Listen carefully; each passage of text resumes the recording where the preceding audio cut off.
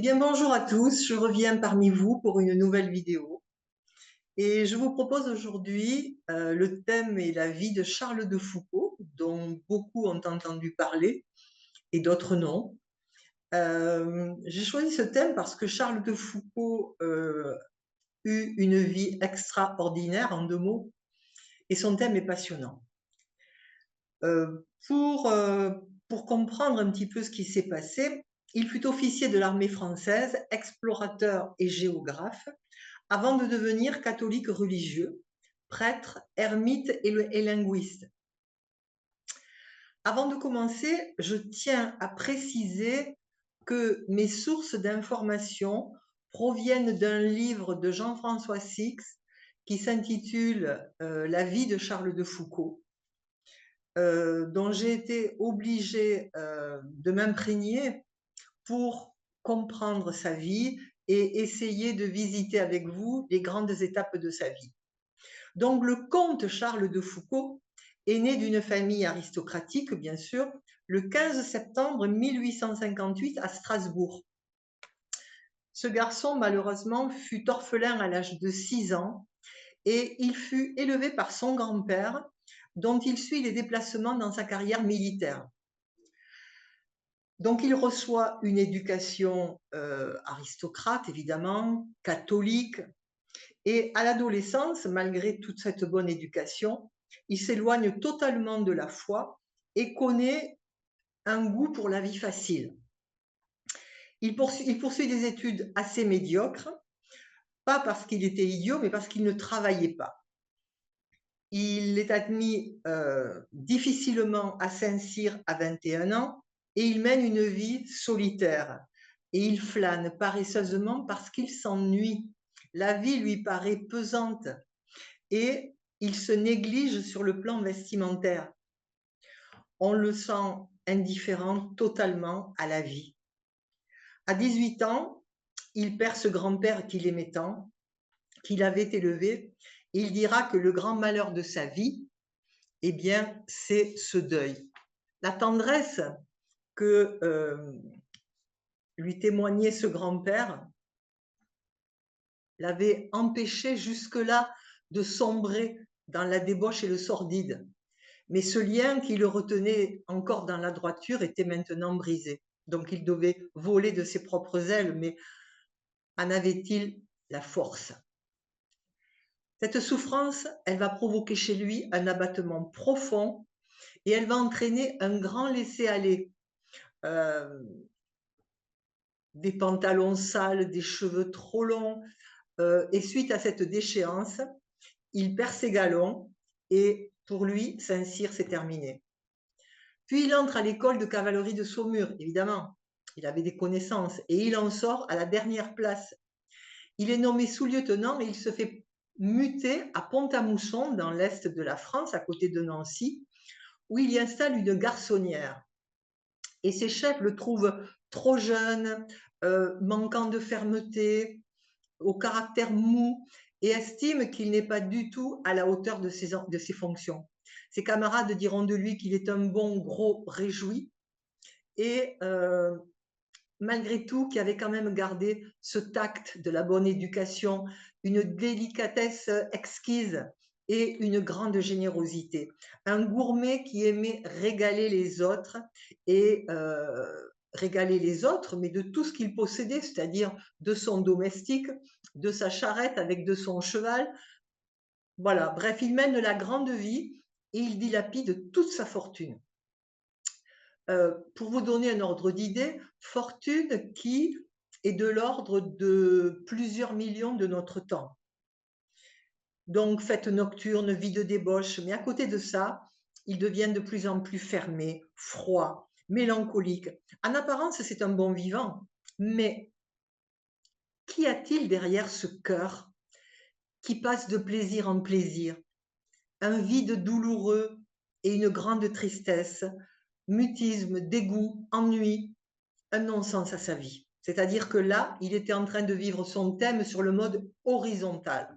Il n'avait pas encore eu le déclic. Jusqu'en 1883, où il fut envoyé au Maroc.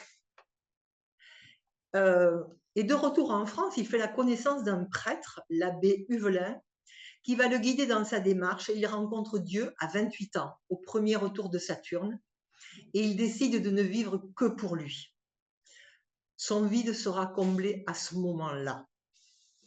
Ordonné prêtre à 43 ans, en 1901, il part au Sahara algérien parmi les Touaregs du Hogar et il veut rejoindre les plus délaissés et les plus abandonnés. Il voulait être un frère universel avec son ascendant Verseau. Et le soir du 1er décembre 1916, à l'âge de 58 ans, au deuxième retour de Saturne, il fut assassiné à la porte de son ermitage. Il avait toujours rêvé de partager sa vocation avec d'autres. Et aujourd'hui, de nos jours, la famille spirituelle de Charles de Foucauld comprend de nombreuses associations, des communautés, des institutions, des laïcs, des prêtres et des écoles également.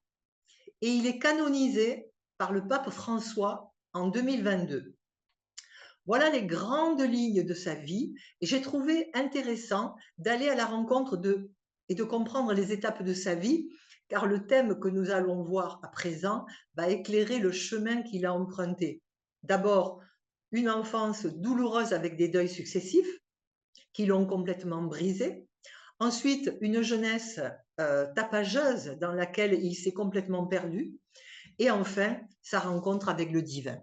Alors, lorsqu'on est en présence d'un thème comme celui-là, à la vue de tous ces aspects dissonants, évidemment, le lâcher-prise devient la seule issue pour s'en sortir. Charles de Foucauld est du signe de la Vierge, avec un ascendant Verseau. Ce thème est caractéristique de par la composition de sa domification, on va le voir. Les maisons angulaires sont toutes habitées. Tout d'abord, Neptune en maison 1. Neptune, je vous le rappelle, c'est la seconde planète transsaturnienne qui n'est pas aussi fascinante qu'Uranus, bien sûr, qui est la planète explosive, mais au contraire, Neptune a l'image des poissons. Insaisissable, difficile à cerner. Et là, il est normal que Charles de Foucauld se soit cherché pendant 28 ans, parce qu'en ayant un Neptune à l'ascendant, on se cherche pendant longtemps, et pour donner du sens à ce qui nous rendrait heureux, ça prend du temps. Et pourquoi? Parce qu'il ressentait la vie ordinaire comme totalement inintéressante. Tout comme Uranus, Neptune est une planète lente, presque 2 fois plus lente puisque son cycle est de 164 ans. Neptune, pour lui, est en maison 1 et va teinter le personnage. Autant Uranus est sec, brutal, vif, cérébral, autant Neptune est humide, mou, lent, émotif, consensuel. Mais il ne s'agit pas d'un flou négatif en soi. Neptune, lui, intègre dans sa nature un processus de fusion, de communion avec l'extérieur en amplifiant toute la structure émotionnelle de l'individu. L'inspiration, l'empathie, la compassion, l'esprit de sacrifice parfois, une intensité affective, puisque je vous rappelle que Vénus est l'octave supérieure, enfin, est exaltée dans le signe des poissons. La spiritualité, bien sûr, et la foi qui va avec. Et aussi également, il symbolise aussi certains dangers, comme la dépendance, l'influençabilité, la faiblesse, l'évitement, la fuite. Tout ce qu'a vécu Charles de Foucauld dans sa première partie de vie jusqu'à 28 ans, où il va basculer sur les qualités positives de Neptune. Cette planète, qui est l'octave supérieure de Vénus, permet l'accès à une compréhension par les émotions et les sens. Alors, regardez bien, mais rarement, un thème fourmille d'autant d'aspects dissonants. Nous avons 10 carrés, 5 oppositions. Je pourrais éventuellement prendre en compte un sextile que je n'ai pas mis dans les orbes, mais on pourrait également le prendre, mais ça ne changerait pas grand-chose si ce n'est une ouverture d'esprit. Ce serait le sextile entre Saturne et Uranus.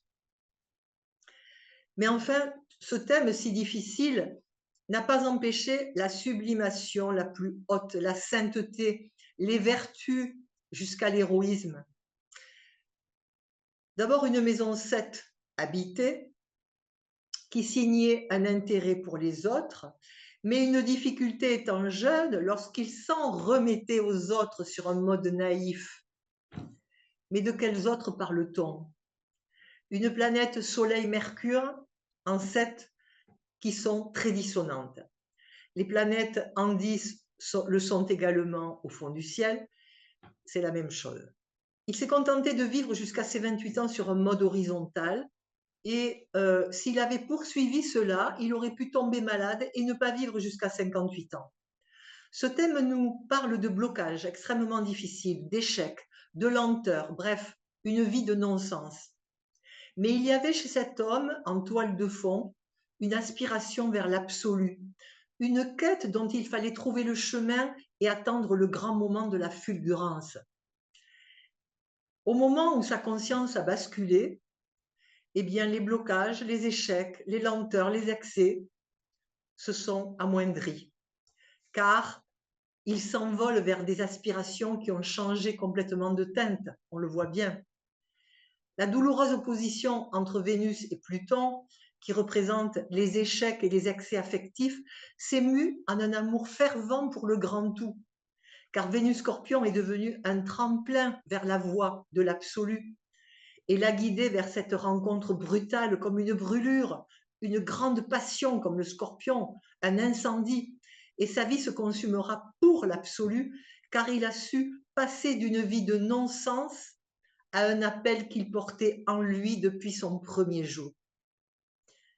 Cet homme fou de Dieu s'est jeté dans le brasier du monde et il s'est consacré à la paix, au bien-être des plus déshérités. C'était un homme au cœur de feu.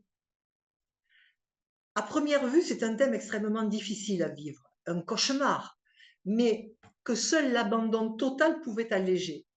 Alors, sur un mode naïf, tout y est inscrit. Vénus-Pluton, une vie de débauche, Pluton en 2 opposé à Vénus, avec des femmes de petite vertu, où il a gaspillé énormément, avec qui il a gaspillé énormément d'argent.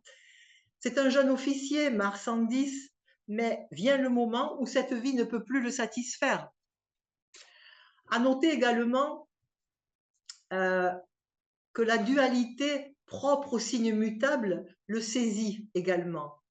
La même composition des facteurs affectifs, Vénus Scorpion, Mars Sagittaire, aboutit à un changement profond. Mercure, lui, qui est gouverneur de son Soleil, et Neptune, planètes les plus importantes parce qu'elles sont en domicile.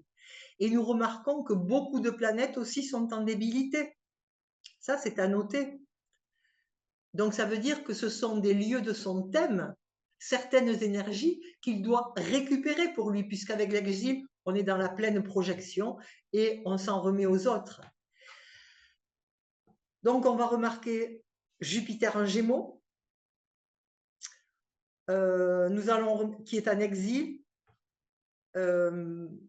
Vénus en Scorpion, Saturne en Lion. Il ne vivait que par rapport au regard des autres. D'autre part, l'ascendant Verseau et Uranus donneront naissance aux frères de Foucault, qui font vœu de pauvreté, de chasteté, d'obéissance. Jupiter Gémeaux en exil, en 4, carré à Neptune, carré au Soleil, carré à Mercure, opposé à Mars et à la Lune. C'est la communauté dépouillée de tout, et les valeurs de dépouillement deviennent ici des valeurs de sublimation, parce que la matière est vaincue. Ascendant Verseau, l'opposition Vénus-Pluton, opposition Mercure-Neptune et opposition Soleil-Neptune. Ce très grand mystique meurt à Tamanrasset en Algérie, à l'âge de 58 ans en 1916. La puissance de Pluton en 9 aussi est à noter. De Pluton en 9, qui lui est en maison 2, Uranus, lui, en maison 3. Tout ça participe et a transformé son psychisme. Toutes les planètes invisibles, et en premier lieu Neptune, jouent un rôle très important dans ce thème. Voilà, ce qu'on pouvait dire sur ce thème de Charles de Foucault. Vous pouvez essayer de vous en imprégner aussi, de trouver d'autres dissonances qui font que c'est un homme qui a été extrêmement privé d'amour avec ce carré Vénus-Saturne depuis la plus petite enfance. Donc c'est quelqu'un qui a été extrêmement marqué euh, par le destin et qui a su sublimer tout ça et passer sur l'autre rive. Comment passer d'un mode horizontal à un mode vertical de sa vie. Voilà. Alors, il y a certainement pas mal de personnes qui ont ce genre de thème, mais pour qui ça peut être extrêmement difficile de transcender, de dépasser un peu tous ces aspects. Parce que si on regarde bien ce thème, on se rend compte que finalement, euh, il aurait pu tourner en rond toute sa vie. Il n'y a que des carrés fermés, des oppositions. Et c'est ce qui carré de Vénus-Neptune et Jupiter-Vénus. Donc, un aspect de lutte, une vie difficile où vraiment, il devait tant que je veux dire, la fulgurance ne fut pas arrivée sur lui, il devait vraiment se demander qu'est-ce qu'il était venu faire, quel était le sens de sa vie. Eh bien, c'est le lâcher prise total et l'abandon total, la mortification de la matière qui ont fait en sorte que cet homme eut une vie de sens. Voilà ce que je pouvais vous dire sur la vie de Charles de Foucault, même si encore une fois, il y a beaucoup à dire. Dites-moi en commentaire si ça vous a plu. J'aimerais que vous partagiez cette vidéo et que vous vous abonniez, que vous fassiez connaître mes vidéos pour que je puisse avoir une bonne visibilité. Je vous remercie et vous donne rendez-vous pour une prochaine vidéo.